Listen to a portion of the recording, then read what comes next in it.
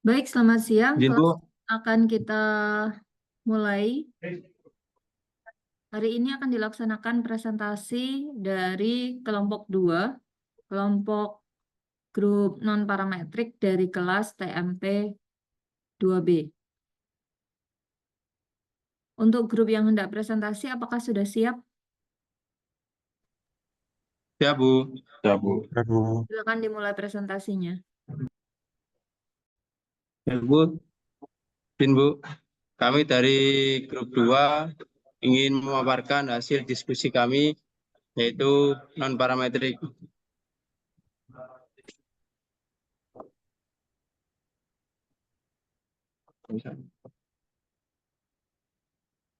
Sebelumnya,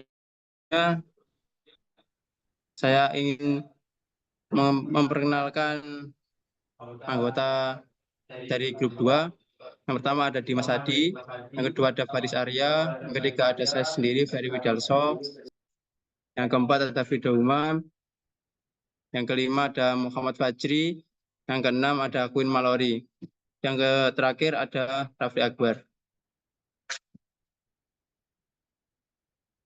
Baik. Statistik non parametrik. Metode apa sih statistik non parametrik itu? Yaitu metode statistik yang tidak mensyaratkan adanya parameter tertentu seperti mean, median, standar deviasi, variasi, dan lain sebagainya. Statistik non parametrik digunakan jika data yang digunakan tidak berdistribusi normal atau jumlah data sedikit dan tingkatan datanya nominal atau ordinal. Untuk perbedaan parametrik dengan non-parametrik, di asumsi distribusi di parametrik, yaitu statistik parametrik mengasumsikan bahwa data mengikuti distribusi tertentu. Biasanya distribusi normal, contoh, distribusi yang sering diasumsikan adalah distribusi normal atau Gaussian. Untuk di non-parametrik, statistik non-parametrik tidak membuat asumsi khusus tentang distribusi data. Ini berarti metode ini lebih fleksibel dan bisa diterapkan pada data yang tidak mengikuti distribusi tertentu. Yang kedua, parameter yang diketahui. Untuk parametrik, metode ini melibatkan estimasi parameter distribusi populasi seperti mean dan varians, dan membuat inversi berdasarkan parameter tersebut. Untuk non-parametrik, metode ini tidak bergantung pada estimasi parameter distribusi. Sebaiknya ia sering berfokus pada peringkat atau urutan data. Keunggulan, biasanya lebih efisien untuk parametrik, biasanya lebih efisien jika asumsi distribusi benar, karena mereka menggunakan informasi tentang distribusi data untuk membuat inversi yang lebih kuat.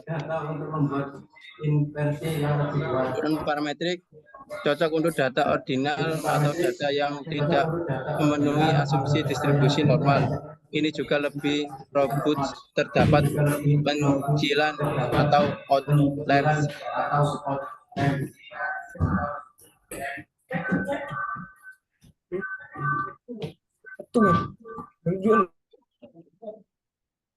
Untuk pengujian dalam statistik non-parametrik ada beberapa macam. Yang pertama ada uji satu sampel, di dalamnya ada uji binomial dan uji chi-square. Yang kedua ada uji dua sampel, di dalamnya ada uji dua sampel bebas Mann-Ward. Yang kedua ada uji sampel berpasangan Wilkinson. Yang ketiga, uji lebih dari dua sampel. Di dalamnya ada uji sampel bebas Kruskal-Wallis. Dan selanjutnya uji N sampel berbasis Friedman. Untuk yang pertama, uji binomial. Digunakan untuk menguji satu sampel apakah ciri sampel dapat dianggap sama dengan ciri populasinya. Kata binomial menyatakan bahwa data hanya dibagi menjadi dua bagian saja, misal sukses dan gagal. Untuk latihan atau contoh soal uji binomial, seorang mahasiswa beranggapan bahwa kemungkinan peserta bimbingan belajar berhasil lolos ujian UMPTN adalah 50%. Atau kemungkinan peserta bimbingan belajar gagal UMPTN juga 50%. Untuk pengujian diambil 13 peserta bimbingan pelajar yang telah menempuh UMPTN dengan hasil sebagai berikut. Kembali.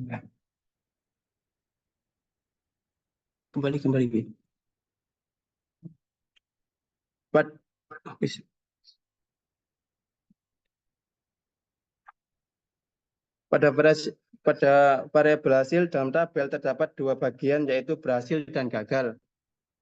Nah, di sini kita akan umpamakan berhasil dengan angka 1, 0 dengan gagal dengan angka 0.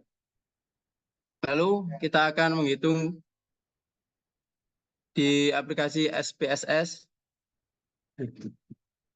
Kita masuk aja ke aplikasi SPSS-nya.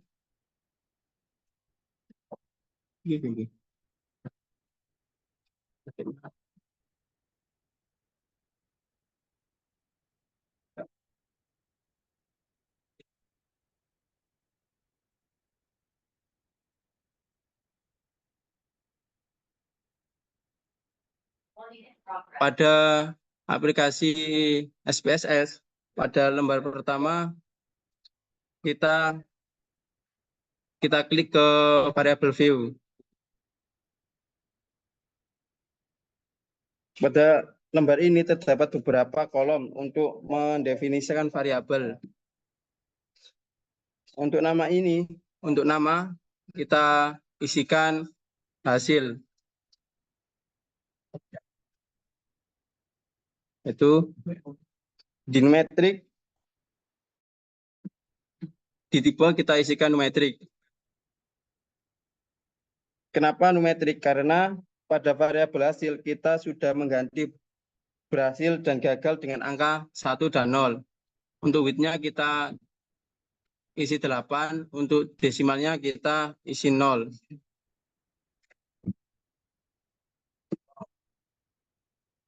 Untuk label kita isi juga hasil, atau bisa kita juga kosongi.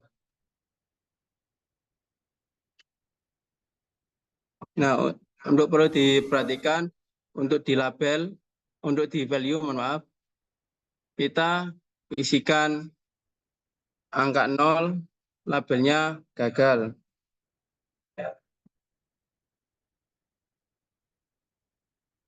Nah, lalu angka 1 untuk berhasil.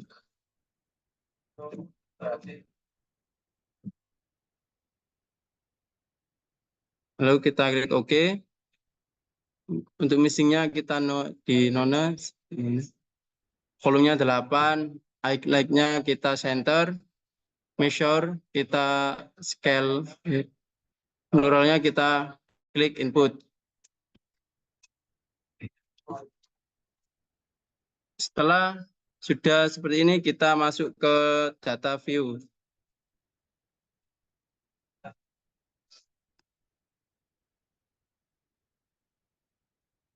Nah, untuk di data view ini kita bisa mengisikan secara manual atau juga bisa secara otomatis. Kalau otomatis kita buka dulu di aplikasi Excel, kita isikan data lalu kita copy paste. Saya akan mencontohkan data dengan secara manual.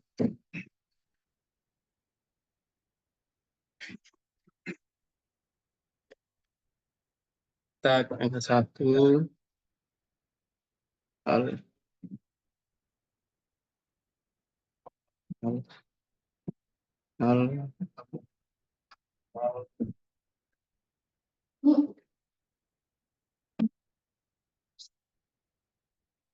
Satu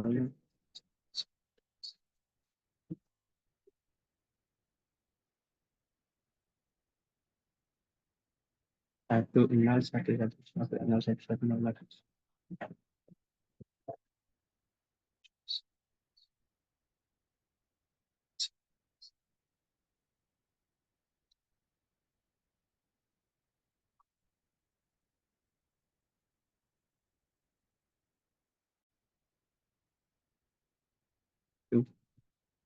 Nol.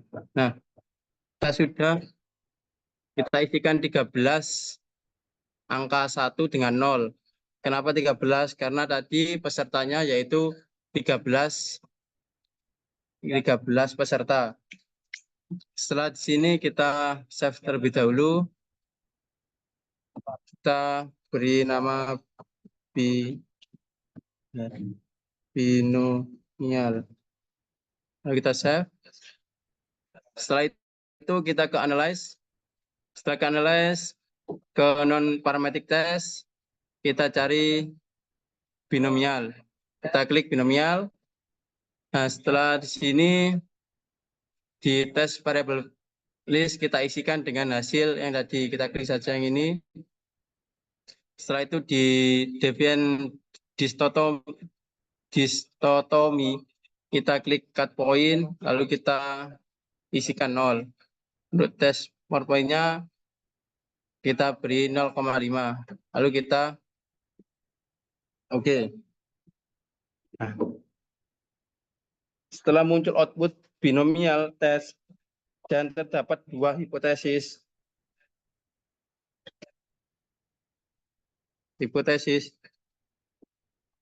Yang pertama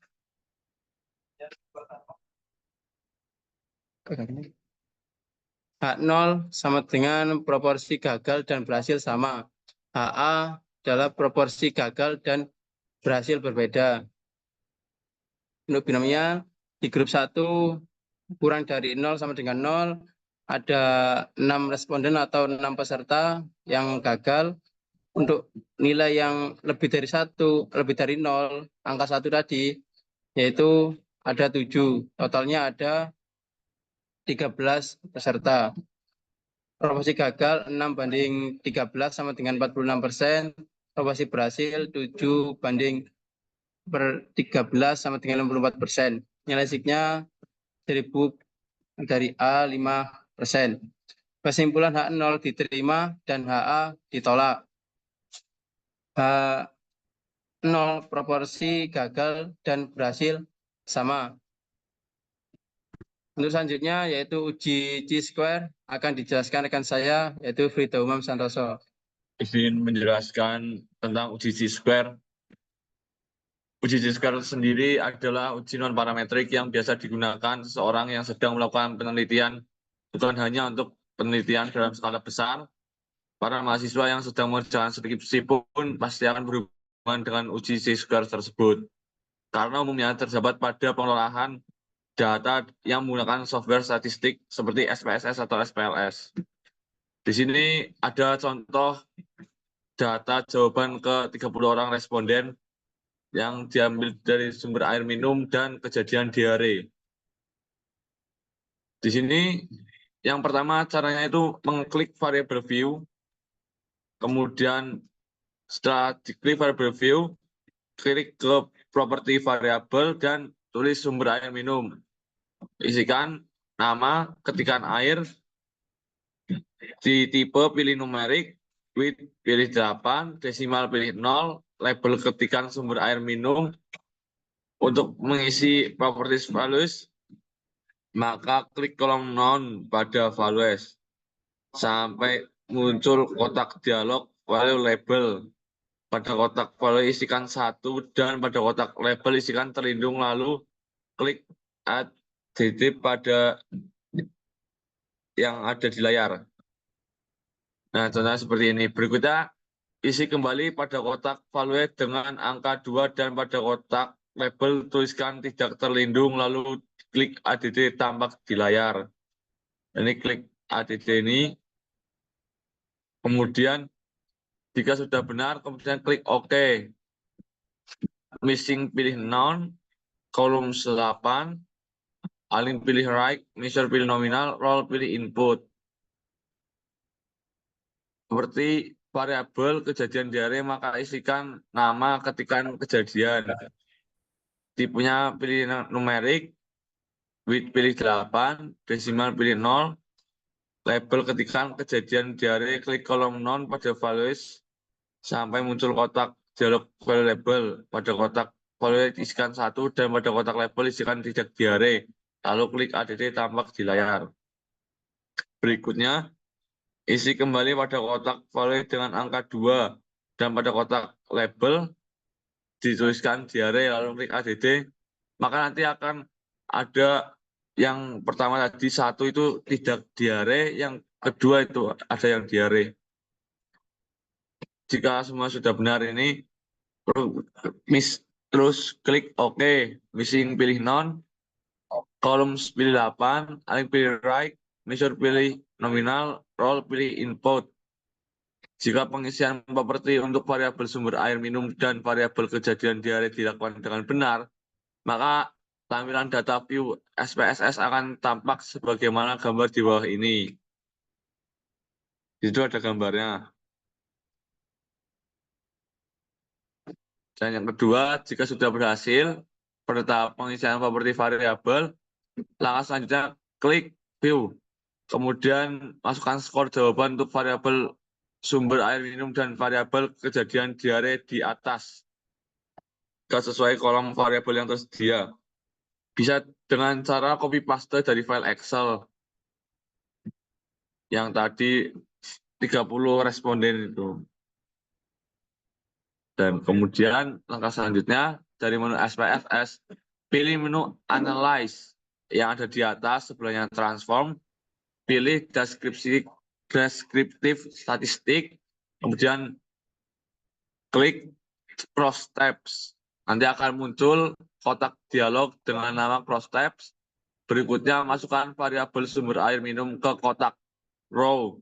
Kemudian masukkan variabel kejadian diare di kotak kolom yang bawah. Nah, itu ada tampak di layar. Kemudian langkah berikutnya klik statistik, muncul kotak dialog bernama cross tab statistik. Berikan tanda centang pada bagian Chi-square karena ini merupakan uji Chi-square. Lalu klik continue, kemudian tampak di layar. Terakhir klik OK atau continue, maka akan muncul output SPSS yang akan kita interpretasikan atau kita tafsirkan. Kemudian Man Whitney akan dijelaskan oleh rekan saya. Terima kasih.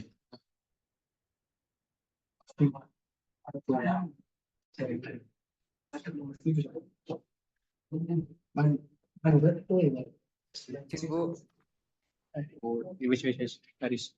izin diri nama Taruna Madya Farisal Bangsu. Di sini saya sebagai anggota grup 2 akan menjelaskan dengan Man Whitney. Jadi Man Whitney adalah uji non parametris yang digunakan untuk mengetahui perbedaan median dua kelompok bebas apabila skala data variabel terikatnya adalah ordinal atau interval rasio tetapi tidak berdistribusi normal.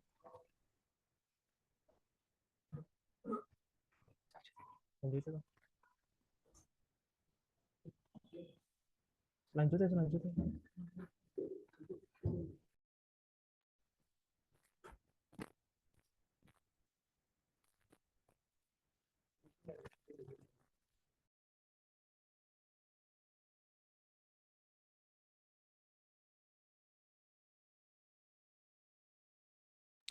Untuk kemudahan pengolahan data dengan SPSS perlu adanya pengkodean pada hasil belajar tersebut.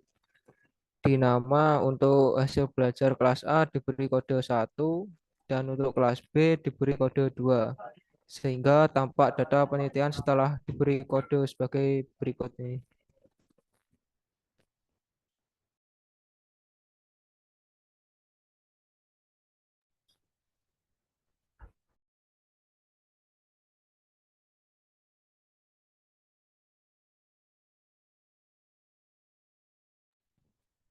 Langkah-langkah uji main Whitney. Yang pertama yaitu buka lembar kerja baru pada SPSS, kemudian klik variable view pada kolom name baris ke-1 tuliskan hasil dan pada baris kedua tuliskan kelompok.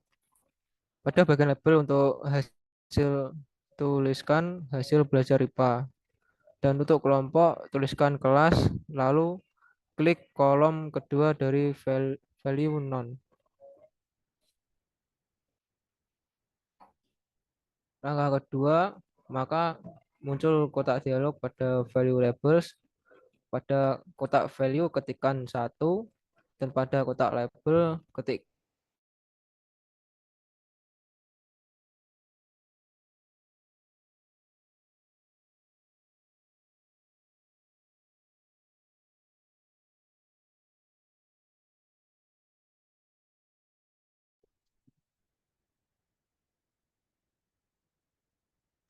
Ibu,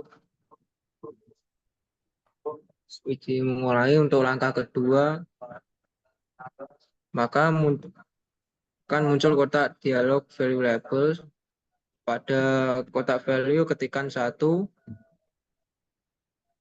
dan pada kotak label ketikkan kelas A, lalu klik add. Masih di kotak value labels. Selanjutnya pada kotak value ketikkan 2 dan pada kotak label ketikkan kelas B lalu klik add, setelah itu klik OK.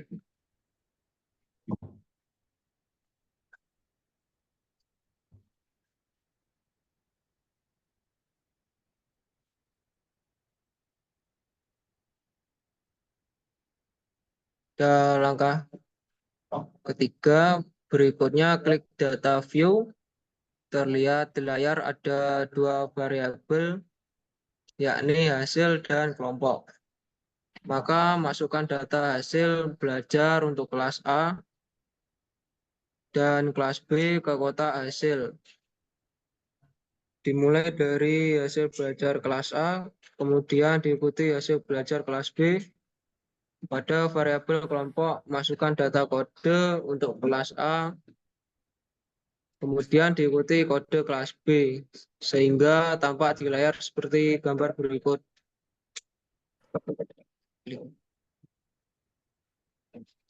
Langkah keempat, setelah semua data terinput dengan benar, maka selanjutnya klik menu Analyze, kemudian klik Non-Parametric, lalu klik Legasi Dialog, kemudian klik 2 Independent Sample.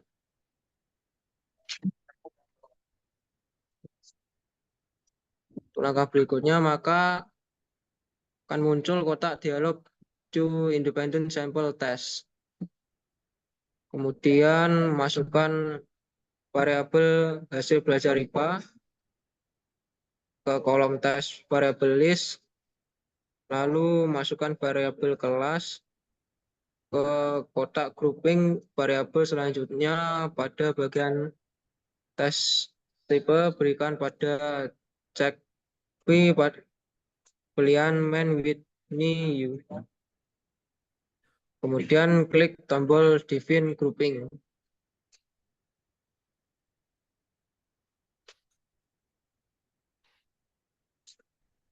Selanjutnya maka muncul kotak dialog to independent sample define. Selanjutnya pada bagian grup 1 tuliskan angka 1 dan pada grup 2 tuliskan 2 lalu klik continue dan klik OK. Dengan begitu maka akan muncul output main Whitney tes sebagaimana gambar berikut. Dan pada uji 2 sampel Malwik Sukson akan disampaikan pada teman saya Fajri Visiano.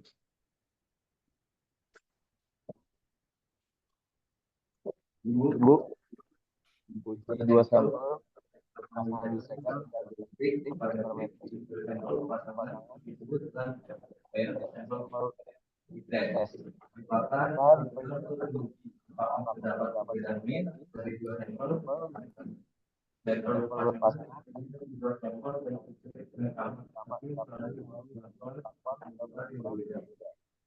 sama data yang ordinal maupun data interval atau rasional namun tidak berdistribusi normal. Dan parametrik dan uji second merupakan uji yang banyak digunakan untuk perhitungan tersebut.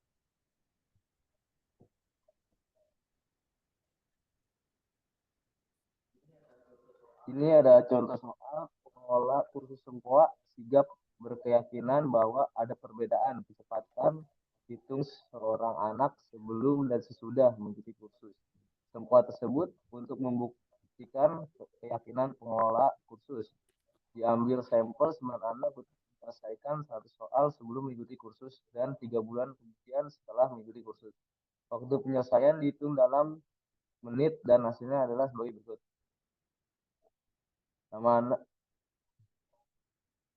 Di sini langkah 1 kita buat lembaran baru pada SPSS, lalu kita klik variable view.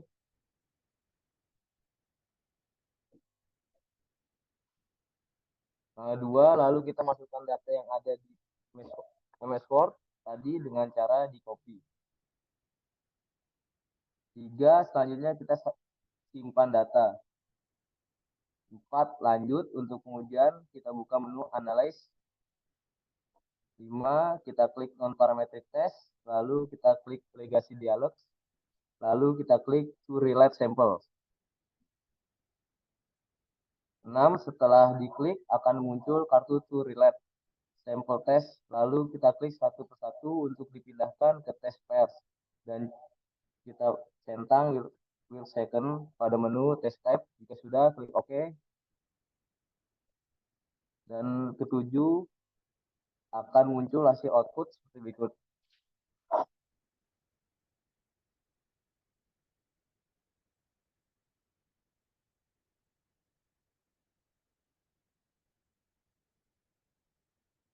Ibu, pengertian uji crucial Willis. Uji crucial Willis adalah salah satu uji statistik non-parametrik yang dapat digunakan untuk menguji apakah ada perbedaan yang signifikan antara kelompok variabel independen dengan variabel independennya.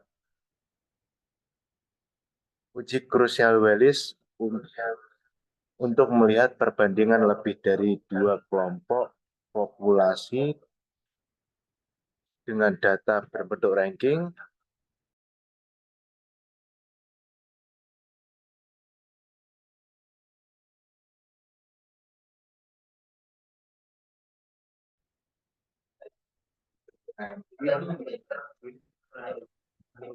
Jadi uji ini sering disebut dengan uji crucial Willis atau H-test. Kegunaan uji crucial Willis. 1.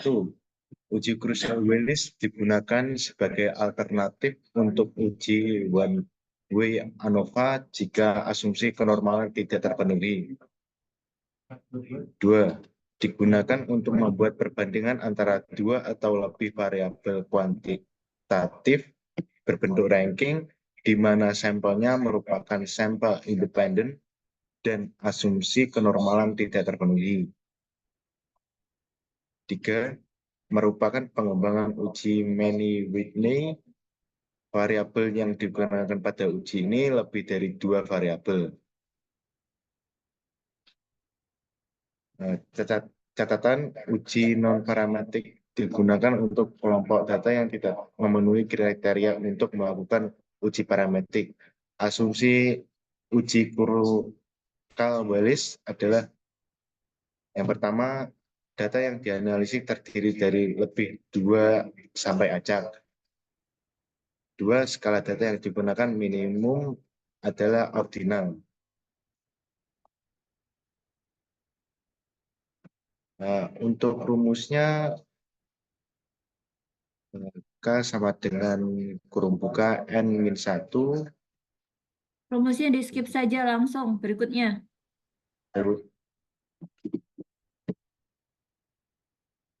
asumsi Krusnaweli perlu kami tekankan lagi bahwa syarat atau asumsi uji ini adalah satu, variabel independen berskala kategori lebih dari 2 kategori, dua, variabel dependen berskala numeral atau interval atau rasio atau skala ordinal, tiga, independen artinya sampel di tiap kategori harus bebas satu sama lain, yaitu tidak boleh ada sampel yang berada pada 2 kategori atau lebih. Empat, untuk tiap kategori memiliki variabilitas yang sama, yaitu bentuk Covey histogram atau sebaran data yang sama.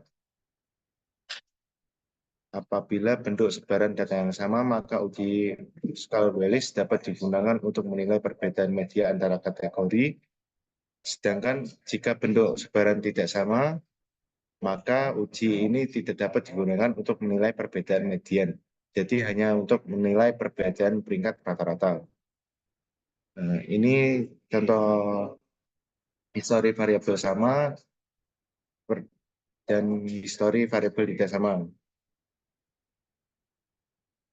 Solusi asumsi Krusnal-Wallis.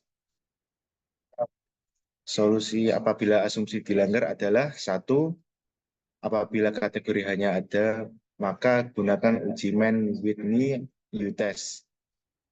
Dua, apabila skala data di tiap variabel tidak sama, maka gunakan uji yang sesuai. Misalnya skala data variabel independen dan dependen adalah nominal, maka gunakan uji Poiret. Tiga, apabila anggota sampel di tiap kategori sama, maka gunakan uji komparatif berpasangan untuk skala ordinal, yaitu uji Friedman test. Kesimpulan hipotesis Krusnal-Wallis adalah hasil akhir dari uji Krusnal-Wallis. Nilai p-value yaitu apabila nilainya kurang dari batas kritis, misalnya 0,05,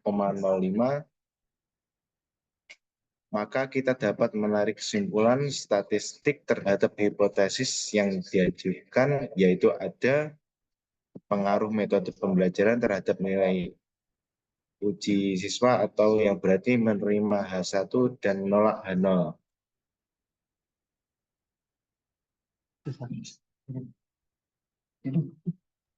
Oke, waktunya sudah habis. Presentasinya saya cut di sini.